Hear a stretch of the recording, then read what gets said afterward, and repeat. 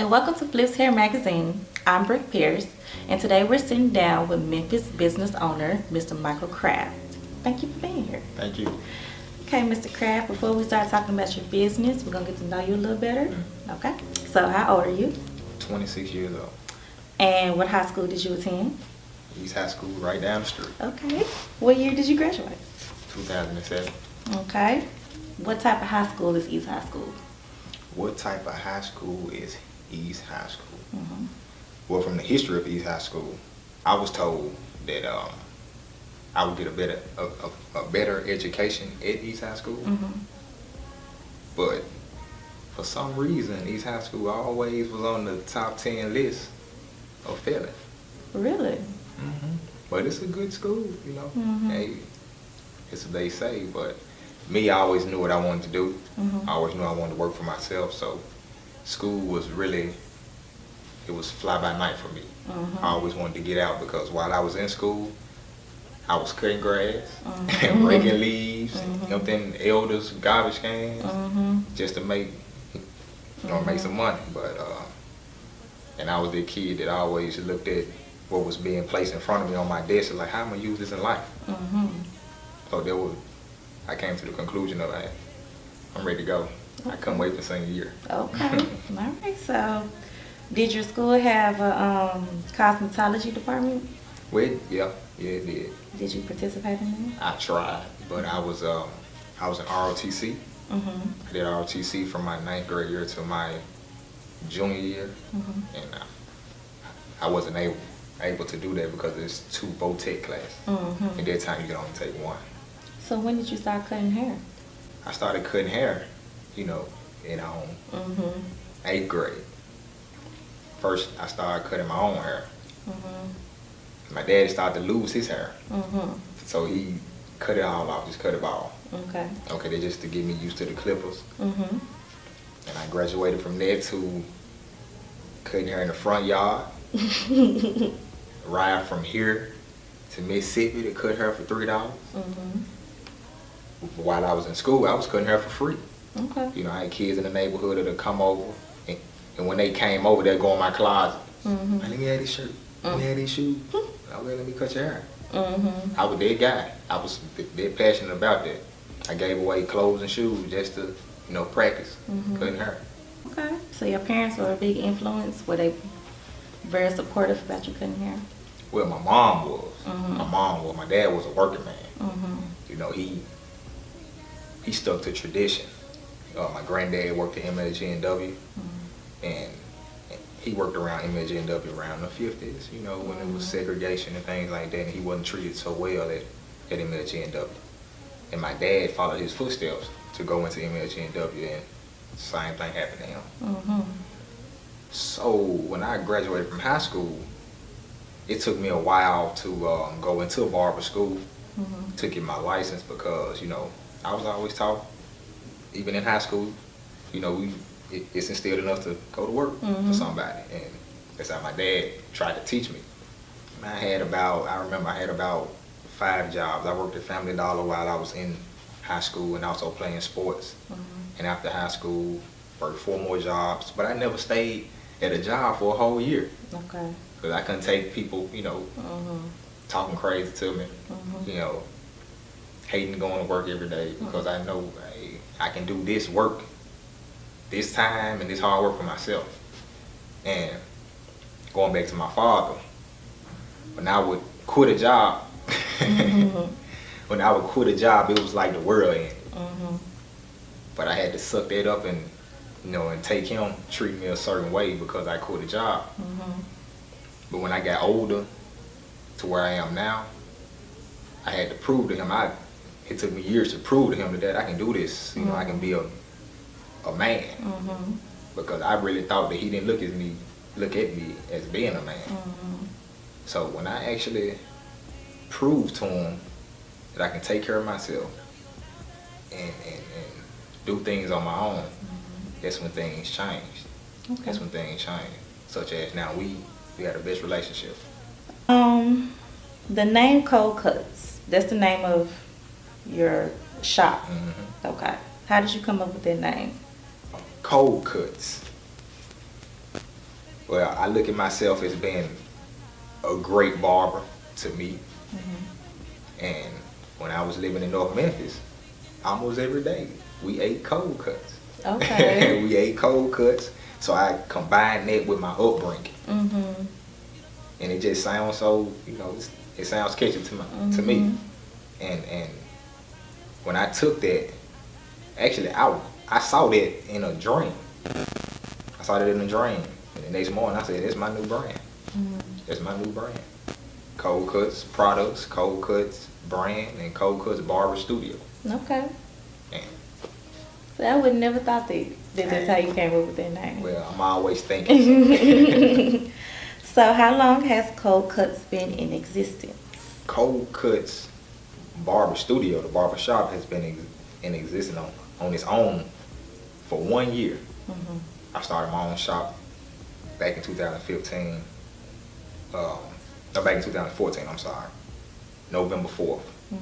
I was working at Razor Shop and Barber on Park and Getwell when it was there. And I was there for 3 years. I was there for 3 years. And later on, I started to, my spirit started to tell me, different things about what I was doing. And when your spirit gets fed up, you really don't have to move. Your spirit will move. You don't know where it's coming from. Right. And I gave the owner of the shop 1 week's notice.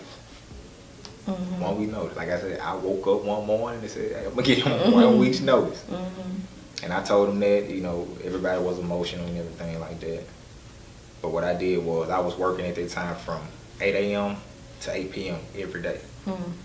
So after that last appointment at 8 p.m., I go to the shop.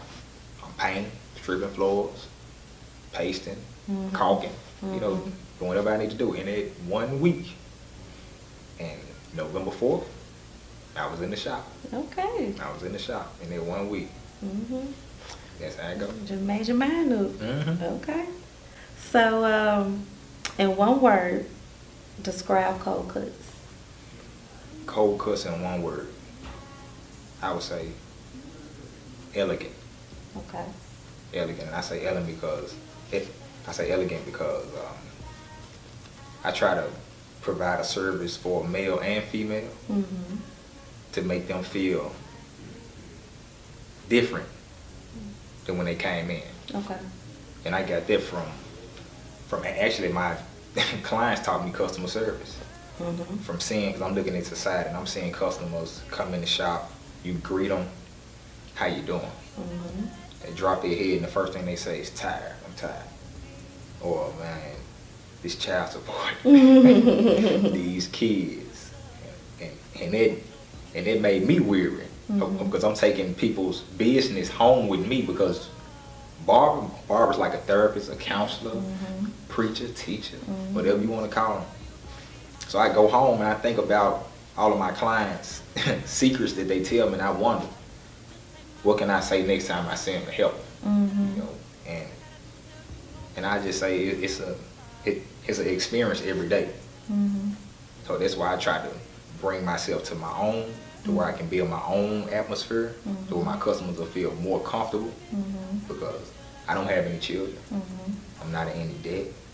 I don't have a baby mama, child support. I'm not married. So I take it as that society is weighing on people now. And I can see it from the outside looking in. I'm not in it, and I don't want to be in it, not right now anyway. But I'm putting myself in a place to where when I do have children, if I do get married one day, now this is a big if, get married one day, I'll be prepared for it. So as a business owner, what message do you want to give to other people like yourself? My message is that find what you love to do. And do what you love to do, because you'll never work a day again in your life. That's it. Just wake up, challenge what you've been taught. Okay. That's it. Simple as that. If you challenge what you've been taught, I promise you, 10 times out of 10, you will find different facts than what somebody else told you. True. Okay. Ownership is in you. So, why should people hire you? Why should people hire me? People should hire me because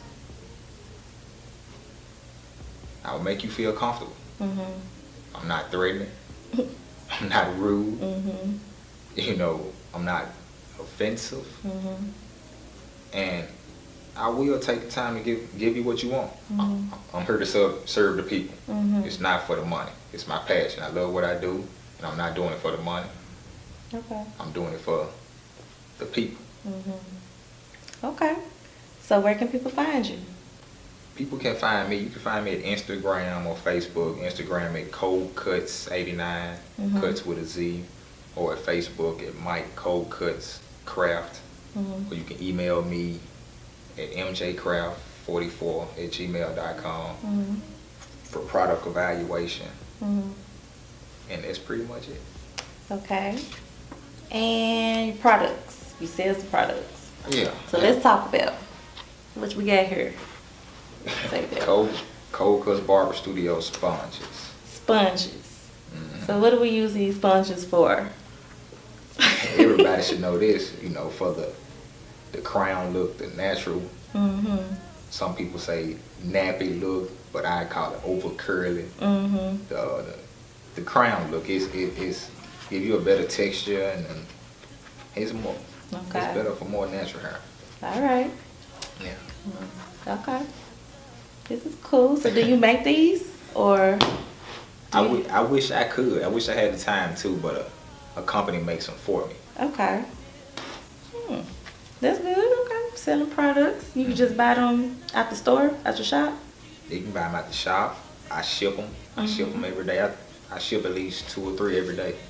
Okay. And now I'm on the verge of getting them in beauty supply stores.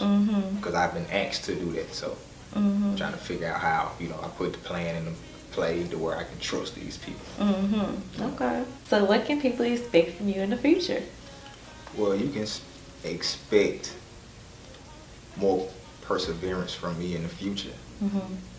You can expect more of a better Coldcutz, seeing my name all over the city, not just for myself, for the children, for more of my people, and they're doing more teaching, preaching, you know, whatever you want to call it, and more learning at the same time. Okay. All right. Well, it's good.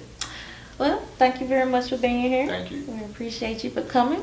I'm Brooke Pierce, and this is FlipsHair Magazine. Thank you for watching.